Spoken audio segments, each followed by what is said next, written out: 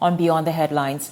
Prime Minister Davis continues to enjoy a high level of popularity among Bahamian voters and the public at large. A survey done by the group Public Domain says around 70% of Bahamians feel Prime Minister Davis and his administration are doing a good job. The survey was also broken down into age categories, and even then, the administration enjoyed the support of the majority of Bahamians. Joining us now is the Director of Communications in the Office of the Prime Minister, Latreille Ramming. Latreille, good evening to you. Thank you very much for stopping by. I know you're happy to stop by on this occasion. We ain't talking about nothing else but this poll and maybe one or two other things, but welcome to the show, and it's good to have you again. Thanks for having me.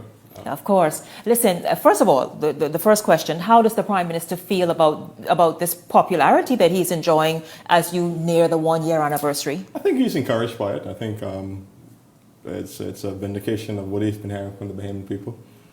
I think he remained focused on the issues at large and issues ahead. I think one of the things that matter the most to him is that he's working hard for the Bahamian people on the issues and the issues that matter to them and their families.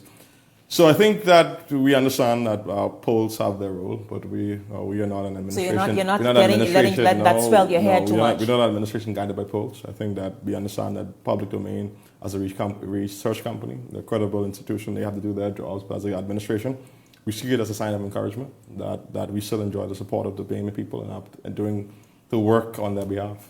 You mentioned the fact that the Prime Minister and his administration are tackling the issues that matter to people. That's why the results are what they are. Let's look at some of those issues and zero in on what you think perhaps is one of the highlights right now that people are most pleased with. I think during the speech from the throne, the Prime Minister indicated through the Governor General that the Bahamas was facing multiple crises. It was education, it was healthcare, it was the economy, it was governance. And we knew then that we had to deal with the pandemic. We came in that we had a contrasting approach in the way the previous administration handled it. We knew that lockdown wasn't working. We had to get the economy open up. We had to get access to free testing to the Bahamian people. And we saw access to free testing more than just screening, but we saw that Bahamians had a real financial barrier to getting tests. Mm-hmm. And people who couldn't afford a test didn't go get a test. And so that meant that they weren't able to know their status. We saw that it was common sense to give people access to high medical graded mass. So people saw a government who said that they would end the curfew, they would open the economy, they will end the travel visa, they implemented free testing. And then we said that we would have a common sense approach to opening schools. We got children back into the classroom in January.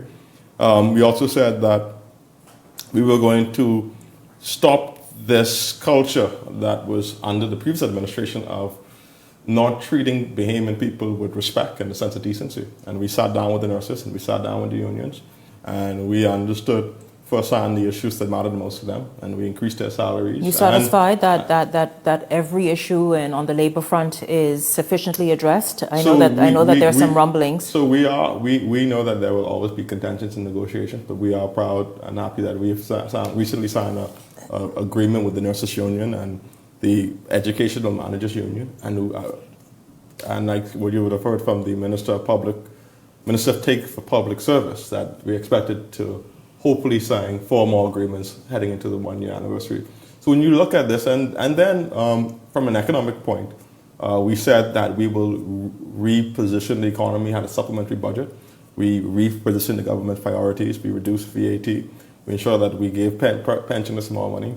During the recent budget, we reduced the cost of duties on imports of food, make sure that people began to cope better with inflation.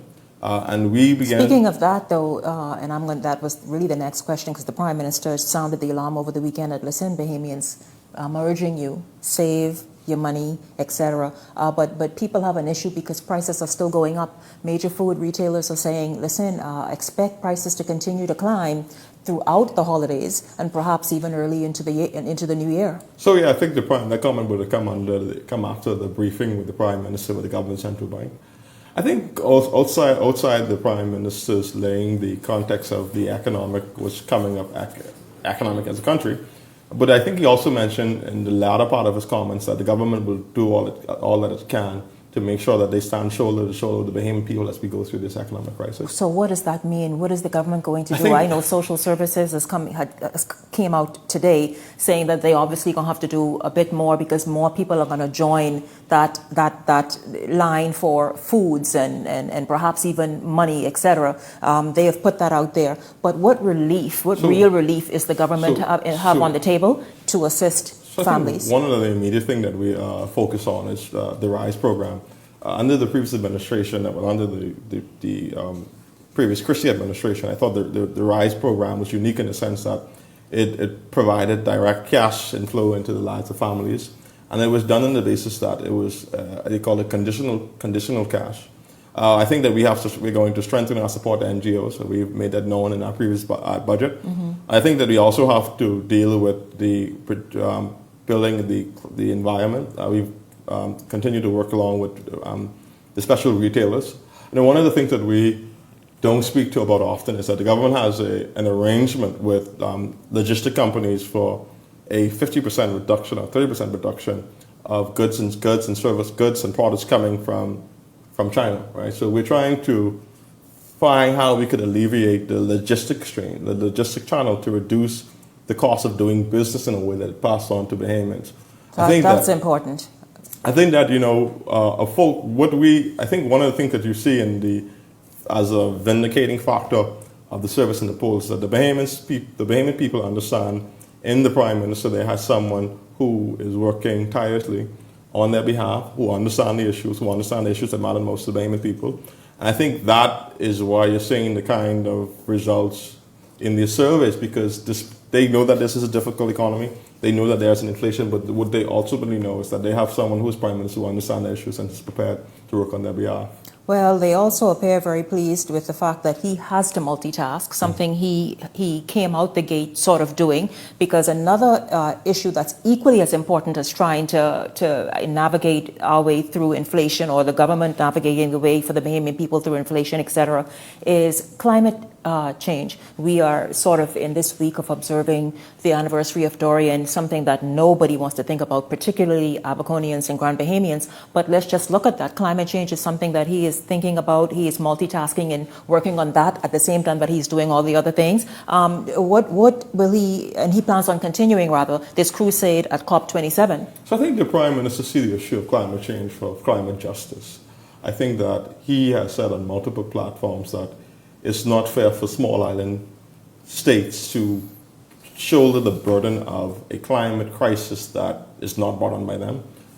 Climate change there's a correlation between climate change and our national debt.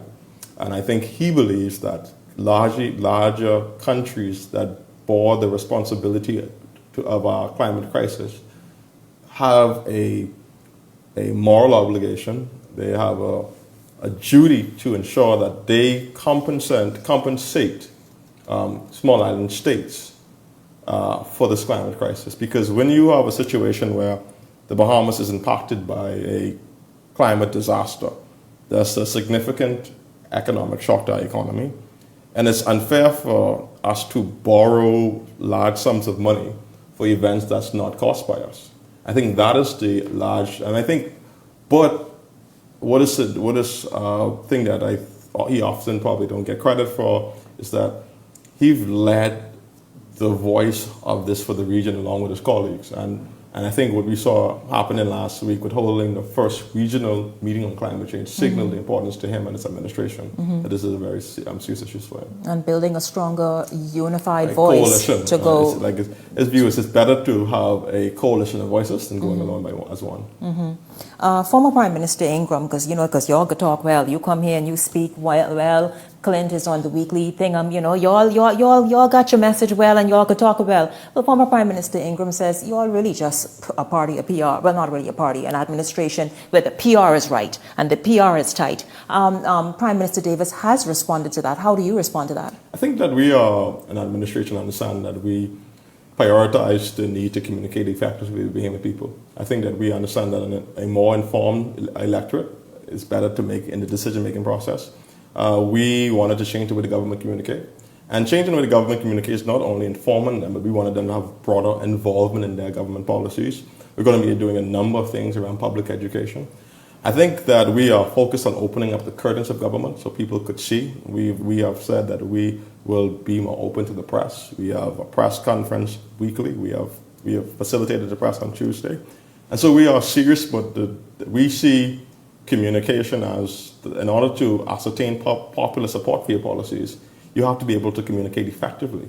Now, the good thing about my job and the team that help us make this all possible is that when you have a prime minister that governs effectively, that has priorities, that accomplishes priorities, it's much easier to communicate.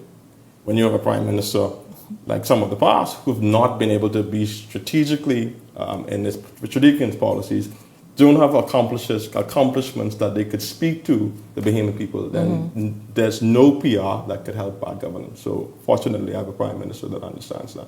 Good governance. I tell you, there it is, former Prime Minister Ingram. Listen, if there were any missteps this year, as you look at the first year anniversary, what would they be and what would you want to see different moving forward?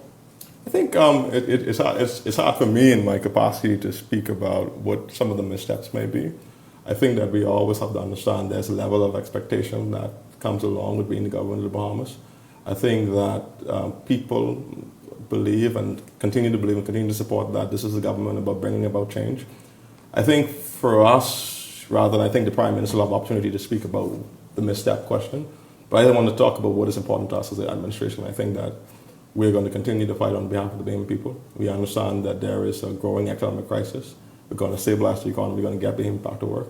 And we're going to treat Bahamian workers with decency. I think that's what you're going to see as a part of our policies, that we're going to lead this economic fight. That's what's going to be important to us. I want you to know that the people are holding you all accountable for that and are looking for this administration to do just that, and to deliver on that promise. A government shouldn't be afraid of being held accountable. I think that's one of the lessons I've learned from the previous administration. We cannot be afraid of accountability, because I think in accountability there's vindication.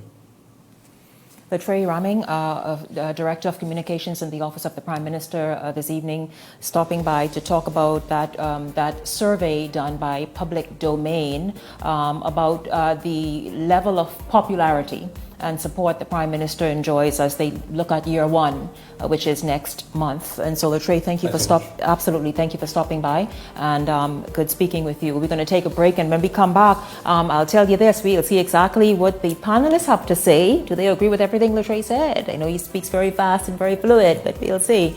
Stay exactly where you are. This is Beyond the Headlines. We're going to take a break and come back with more